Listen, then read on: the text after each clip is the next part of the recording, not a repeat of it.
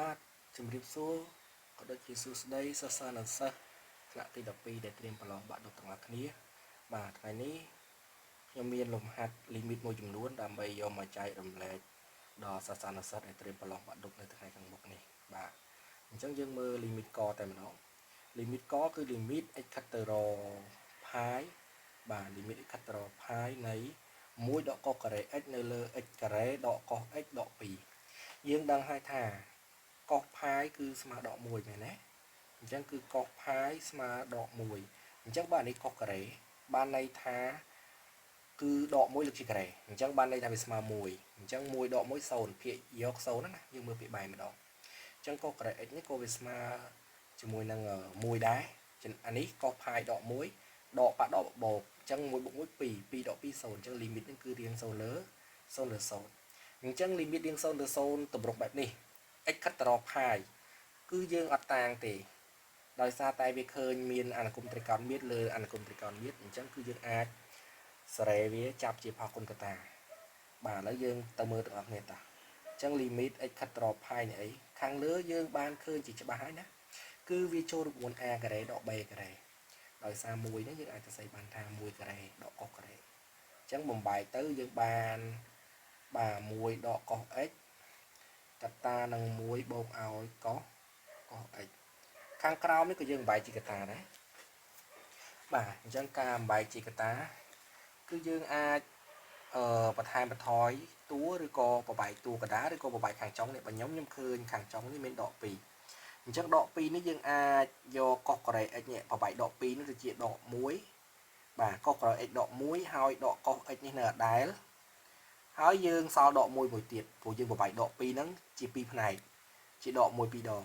តោះនេះអញ្ចឹងបាទអញ្ចឹងយើងមើលតទៀតអញ្ចឹងភាគយកនៅដដែល1ដកកុស x បាទកតានឹង1បូកកុស x ហើយខាងក្រោមពីតួនេះយើងទាញអីគេយើងមើលថាវាចូលរៀង a ការ៉េដក b ការ៉េអញ្ចឹងវាបានកុស x ដក1កតានឹង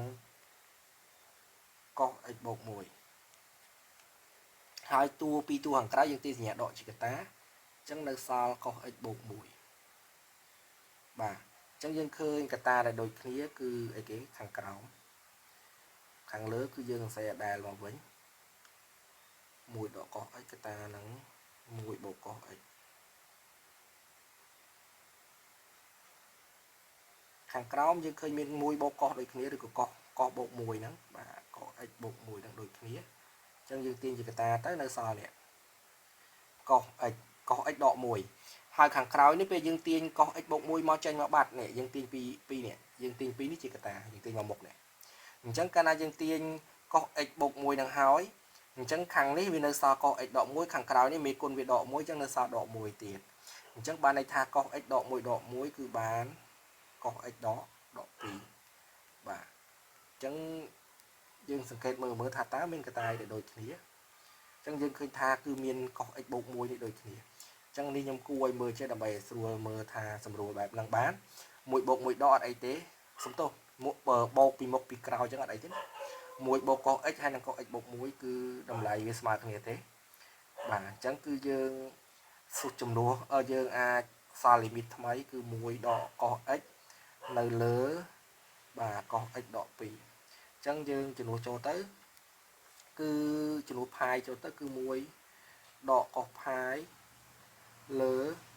កុស pi ដក2អញ្ចឹងស្មើនឹងឥលើកុស pi គឺដក1ដកបាក់ដកបូកអញ្ចឹងគឺ2ខាងក្រោមគឺកុស pi គឺដក1ដក1ដក2គឺដក3អញ្ចឹងចម្លើយរបស់វាគឺយើងអាចសេបានថាដក3លើ2យើងអាចឆ្លើយដូចនេះផងបាទតែខ្ញុំសំកាត់ទៅបាទសំទោសដក2លើ3មិនដក3លើ2ទេបាទនេះ